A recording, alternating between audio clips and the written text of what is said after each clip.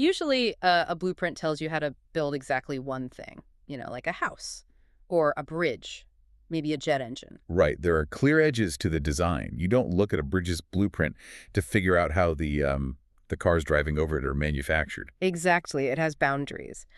But if you tried to draw a blueprint of the modern world right now, I mean, how we drive, how we get online, how we access space, and increasingly even how our government operates, you'd realize almost all the critical load-bearing walls were designed by the exact same architect. Yeah. It is pretty wild when you step back and look at it. It really is. Welcome to the Deep Dive. Today, we are taking a massive stack of intelligence. I'm talking academic, strategic analyses, biographies, breaking investment reports, and political wikis, and we are decoding the operating system of Elon Musk. And I have to say, it is a staggering amount of material to synthesize, especially when you consider the sheer breadth of industries involved here. Oh, absolutely. And whether you're, prepping for a high-level tech strategy meeting, or you, the learner, are just insanely curious about the tectonic shifts happening right under our feet, we are going to bypass all the daily noise. Right. We're getting to the core of it. Exactly. We're going to figure out exactly how this individual operates because we're looking at a man who, in the span of just a few years, went from launching reusable rockets to executing a $175 billion cut in the U.S. government, all while aiming to fundamentally alter the hardware of the human brain. It's a lot to wrap your head around. Okay, let's unpack this. Where do we even begin to understand the mechanics of a mind that attempts to scale that aggressively? Well, to understand the global empire as it exists today, you absolutely have to start with his foundational philosophy regarding risk and, crucially, how he views the concept of money itself. Right. Because when you look at his early background, a very specific pattern emerges. Like at age 12, he codes this video game called Blaster and sells it for about $500.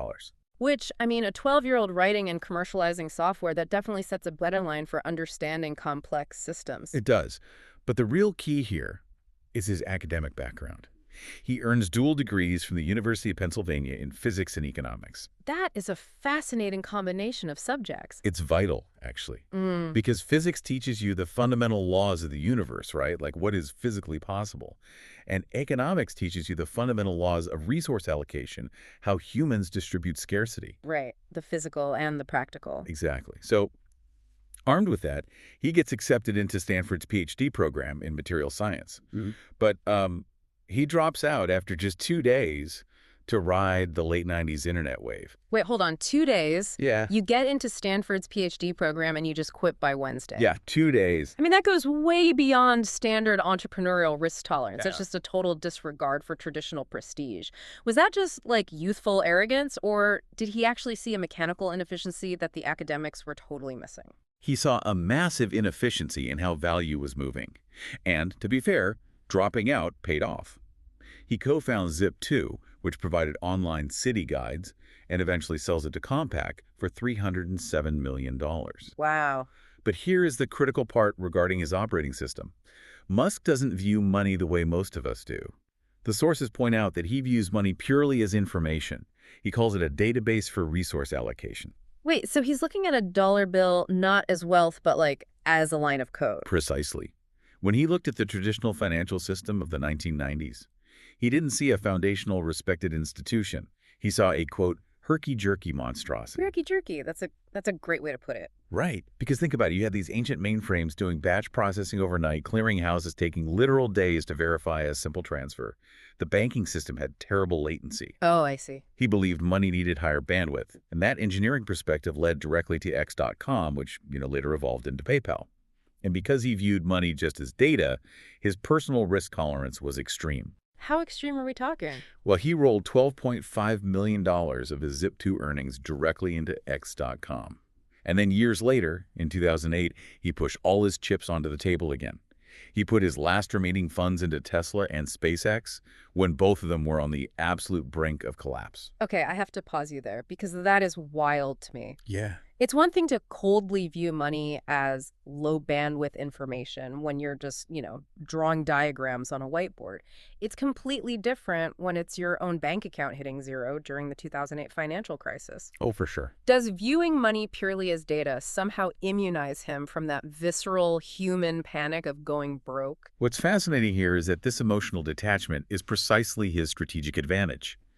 Musk has publicly discussed having Asperger's syndrome, which he notes makes him take things very literally. Okay. He doesn't get tangled up in the emotional weight or the traditional rules of how an industry is supposed to function. He relies on what physicists call first principles thinking. Meaning he strips it down to the basics. Exactly. He breaks complex problems down to their fundamental, undeniable truths, and then just rebuilds the solution from scratch. So, like, if the fundamental truth of physics says a rocket's raw materials only cost about 2% of the final price, he just ignores the entire aerospace establishment and builds the machine differently. Yes. Historically, rockets were astronomically expensive because we literally threw them away after one use. Imagine throwing away a Boeing 747 after a single flight from New York to London. A ticket would cost millions. Exactly. Musk's first principles approach was to figure out how to land the booster backward on a drone ship so it could be reused. And this willingness to face near bankruptcy for that vision is how he built two companies that disrupted the seemingly impenetrable automotive and aerospace sectors. Starting with SpaceX. Right. SpaceX, founded in 2002, wasn't built just to launch satellites. The core mission was to make humanity multiplanetary. After several devastating early failures that almost wiped him out, the Falcon 1 successfully reached orbit in 2008. And now they're dominating the launch market. Oh, absolutely. They are routinely flying reusable Falcon 9s and developing the massive Starship. And from that aerospace foundation, we get the infrastructure for Starlink. Right. Starlink is a subsidiary of SpaceX. And looking at the current orbital tracking data from our sources, it now controls roughly 65% of all operational Earth satellites. That's, wait, 65%. Yeah. That is over 7,600 satellites currently in orbit. Meaning the infrastructure powering global communication is largely owned by one single company. Yes. And the geopolitical implications of that are staggering. During the Russian invasion of Ukraine, it cost SpaceX around $400 million a year to provide secure internet to the Ukrainian military when their traditional grid was destroyed. Which is a massive contribution. It is, yet simultaneously Musk refused to block Russian state media on the platform, citing his belief in absolute free speech. He even denied Ukraine's specific request to use Starlink to guide an attack in Crimea because he feared provoking a global nuclear response. I mean, that is a level of geopolitical power usually reserved for heads of state, and it's resting entirely in the hands of a private citizen. Exactly. And while he's controlling the skies, he's actively restructuring the physical roads with Tesla. We all know Tesla forced the electric vehicle transition, but the investment reports we're analyzing show that building cars was almost like a Trojan horse. The real mission is accelerating global sustainable energy. Yes. And when we look at the strategic SWOT analysis, evaluating strengths, weaknesses, opportunities, and threats, the academic consensus highlights a massive strength for Tesla. Which is? Absolute vertical integration. They don't rely on thousands of disparate suppliers. They use massive aluminum casting presses to replace hundreds of individual stamped parts. They make their own batteries, write their own software, and sell directly to the consumer. Completely bypassing traditional dealership. Exactly. Here's where it gets really interesting to me. I'm trying to picture this total vertical integration thing. And it feels like, okay, if I want to cook dinner, I don't just go to the grocery store. I insist on planting the tomatoes, mining the iron to forge my own skillet, and physically building the stove. That's a great way to look at it. I mean, it gives you absolute total quality control, sure. But if your homemade stove breaks, the whole restaurant shuts down. Is that basically what happens when he talks about production hell? Like, how does this obsession with total control actually play out for his companies? Well, it is a profound double-edged sword. If we look back at that SWOT analysis, that level of control is exactly what causes those intense, highly publicized short-term crises. Right. It caused the massive delays with the Cybertruck, the price fluctuations, the safety recalls, and the Model 3 production hell you mentioned. Furthermore, this intense drive creates a workplace culture that reliably leads to extreme employee burnout. The human cost of the blueprint. Exactly. But fundamentally, vertical integration protects the overall company from external supply chain shocks. Yeah. During global chip shortages, when legacy automakers literally had to halt production, Tesla could just rewrite their software to accommodate whatever microchips were actually available. That's a huge advantage. It is. It allows for incredibly rapid iteration. They can tweak a design in the morning and have it on the production line by the afternoon. Traditional legacy companies just cannot move at that speed. Okay, so if vertical integration solved his hardware problems in space and on the road, it seems he realized he had a major latency problem left. And that is the human brain. Yes. Because we can build advanced artificial intelligence incredibly fast, but we still communicate with it by slowly typing with our thumbs on glass screens. Which brings us directly to Neuralink, founded to merge human consciousness with AI via brain-computer interfaces, or BCIs. We tracked the progression from the early days of macaques playing the video game Pong with their minds to the actual human clinical trials that began in 2024. And there is a profound inherent tension here. On one side, you have intense ethical debates, federal probes into animal cruelty during the testing phases, and serious questions about putting proprietary corporate hardware into the human cortex. Yeah, the privacy concerns alone are terrifying. But on the other side, you have the medical reality of a paralyzed individual suddenly being able to control a computer cursor, play video games, and communicate with the outside world just by thinking about it. Exactly. The medical potential for treating paralysis and neurological conditions is just undeniable. And parallel to upgrading the hardware of the brain, he's attempting to upgrade the software of human knowledge with XAI. Right, XAI was founded to directly compete with OpenAI, which is fascinating because he originally co-founded OpenAI before leaving it. Correct. And in late 2025, XAI launched Grokopedia, an AI-generated encyclopedia. And the backlash to this platform has been massive. What are the sources saying about it? Well, academic studies analyzing the platform show that Grokopedia heavily reuses traditional Wikipedia content, but the AI actively reframes it with right-wing narratives. Oh, wow. Yeah. Furthermore, the AI has been citing historically blacklisted, highly controversial sources like Stormfront and InfoWars as legitimate citations, while at the same time, researchers noted it simultaneously scrubbed Musk's own personal and business controversies from its generated pages. That is, I mean, we've gone from engineering electric cars to literally engineering the facts people consume online and the actual hardware inside their brains. If vertical integration is his superpower in manufacturing physical goods, is vertically integrating human thought and public information a step too far? This raises an important question about his ultimate motivations.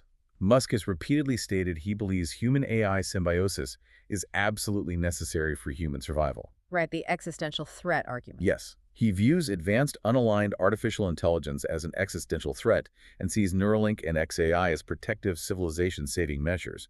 However, as the analyses point out, there is intense friction between his utopian engineering goals and the messy, biased reality of public perception. Which makes sense. And that exact friction leads directly to his most recent and arguably most explosive pivot, entering politics. You know, it makes a twisted kind of sense. His entire drive is to optimize massive, inefficient systems. So it naturally extended into what is perhaps the ultimate inefficient system on Earth, the United States government. The political shift is truly fascinating to track. Historically, the records show Musk voted Democrat. He openly supported Obama, Clinton, and Biden. He even advocated for universal basic income. Which a lot of people forget. They do. Yeah. But the relationship severely soured. After feeling explicitly snubbed by the Biden administration in 2021, specifically regarding a White House summit on electric vehicles, where Tesla, the market leader, was not invited, his views began to shift right. Okay. By the 2024 election cycle, he had become Donald Trump's absolute largest financial donor. Which culminated in the very brief, very chaotic DOGE era. Yes, the Department of Government Efficiency. From January to May of 2025, Musk acted as the de facto leader of this new department, and the impacts were staggering in their sheer velocity. What kind of numbers are we talking about? The department executed $175 billion in federal cuts and oversaw 149,000 government employees being laid off or bought out in a matter of months. Wow. And we need to be clear about the reaction to this because it was incredibly polarized. We are talking about two entirely different realities depending on who you asked. Oh, absolutely. On one hand, you had figures like Bill Gates explicitly accusing Musk's rapid cuts to USEI of causing hundreds of thousands of deaths among the world's poorest populations due to halted medical distributions. Right. But on the other hand, you had Trump allies and fiscal conservatives praising the unprecedented efficiency, claiming he finally did what politicians had only talked about for decades, reducing federal bloat. And the controversy extended far beyond just the financial policy. Right. During the second inauguration, Musk made a specific hand gesture that caused an international uproar. I remember this. Yeah, it was widely condemned across Europe as a fascist or Nazi salute. However, the Anti-Defamation League issued a statement saying it was not a Nazi salute, and Musk himself defended the gesture, stating it was a traditional Roman salute. But regardless of the intent, the optics created a diplomatic firestorm. But this political alliance, this merger of the ultimate disruptor and the federal government, didn't last long at all. No, it ended incredibly abruptly in May 2025. Musk publicly analyzed Trump's legislative package, dubbed the Big Beautiful Bill, and argued that the math simply didn't work. He said it increased the national deficit, which fundamentally violated his efficiency goals. Which is very on brand for him. Exactly. And this sparked an explosive public feud. Musk took to social media, tweeting inflammatory allegations regarding Trump and Jeffrey Epstein. In retaliation, Trump threatened to immediately cut Musk's massive, multi-billion-dollar government contracts with SpaceX and Starlink. That escalated quickly. Very quickly. Following this intense clash, Musk simply resigned from his role at DOGE. So what does this all mean? Look at the approach we just traced. Musk applied his SpaceX first principles engineering directly to the U.S. government. He just started rapidly stripping away parts to see if the rocket still flies. Basically, yes. But, I mean, you can explode a prototype metal rocket in South Texas without hurting anyone. Can complex human societies survive that same method of rapid iteration? That is the core conflict of his entire political tenure. Musk's leadership style is transformational, but it is undeniably autocratic. Right. It thrives in private, vertically integrated companies where he holds the ultimate unquestioned authority and can easily absorb the financial cost of a failed prototype. Because it's miss money. Exactly. Government, however, is not a private company. It is a massive, delicate ecosystem of democratic checks, balances, and real human lives. That fundamental incompatibility explains exactly why his tenure was incredibly impactful in terms of raw numbers, but ultimately brief and highly volatile. Which brings us to the present and looking at the horizon. Leaving the political arena behind in mid-2025, the investment intelligence indicates Musk's focus has returned entirely to his engineering empire, and they are looking at 2026 and calling it the year of civilization's evolution. The physical scale of what is planned for 2026 is almost hard to comprehend. First, the financial markets are bracing for the SpaceX IPO. Analysts are preemptively calling it the IPO of the century, with an estimated $2.5 trillion valuation. $2.5 trillion? That's absurd. It is. And to solidify their absolute dominance ahead of that, Starlink is executing the largest orbital descent in human history. They are moving 4,400 satellites down to a lower altitude of 480 kilometers. Wait, why that specific altitude? Two reasons. First, physics. By dropping that low, the latency, the delay in your internet signal drops to almost zero, rivaling underground fiber optics. Okay, that makes sense. And the second reason? The second reason is that space at that specific altitude is finite. By physically packing it with 4,400 satellites, they technically and physically crowd out any competitors from setting up their own low-orbit networks. It's a literal real estate land grab, but in the vacuum of space. Wow. So that secures orbital infrastructure. What about back on the surface? On Mars, SpaceX is planning an unmanned Starship landing, and that ship won't be empty. It will be equipped with Optimus humanoid robots to begin base construction. Just casually dropping robots on Mars. Yeah. And back on Earth, Tesla is planning to mass-produce 10,000 of these Optimus units. Simultaneously, Tesla is pushing aggressively for Level 5 autonomy with the Cybercab. And just to clarify for everyone listening, Level 5 isn't just advanced cruise control. Right. Most self-driving cars today are Level 2 or 3. They still need a human babysitter ready to grab the wheel. Level 5 means no steering wheel, no pedals. The human is completely obsolete. The vehicle is a robot. Moving this into large-scale trials is an attempt to shift Tesla from a company that sells cars to a global automated transport service provider. And finally, Neuralink is aiming for mass production of their brain implants, utilizing a fully automated surgical robot called R1 to handle the delicate procedures at scale. Okay, I have to push back on this utopian sci-fi timeline. Given Tesla's historical track record, the Roadster delays, the Cybertruck production hell, the funding secured SEC lawsuits, Musk is absolutely notorious for overpromising on delivery dates. That's definitely true. So should you, the listener, actually expect to see a fleet of steering wheel-less robotaxis on your street and surgical robots operating on brains in 2026?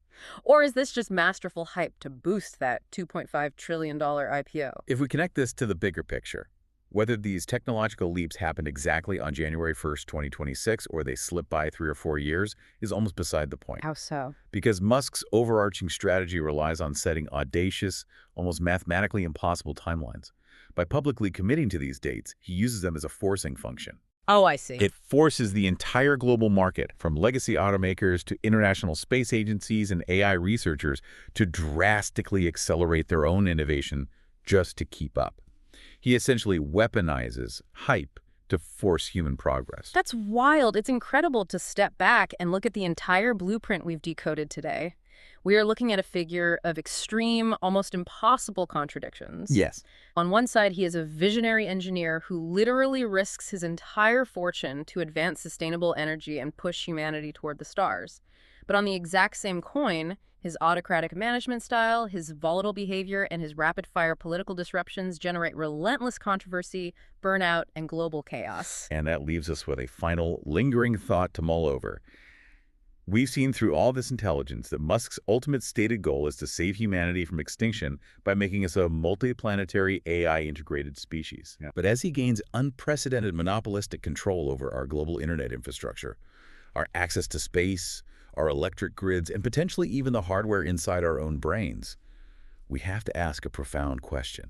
What's that? What happens to human agency when a single individual, a man who actively embraces high-risk failure and rapid iteration as his core philosophy, becomes the single point of failure for our entire civilization's infrastructure? When the blueprint of the future only has one architect, what happens if he decides to tear up the plans?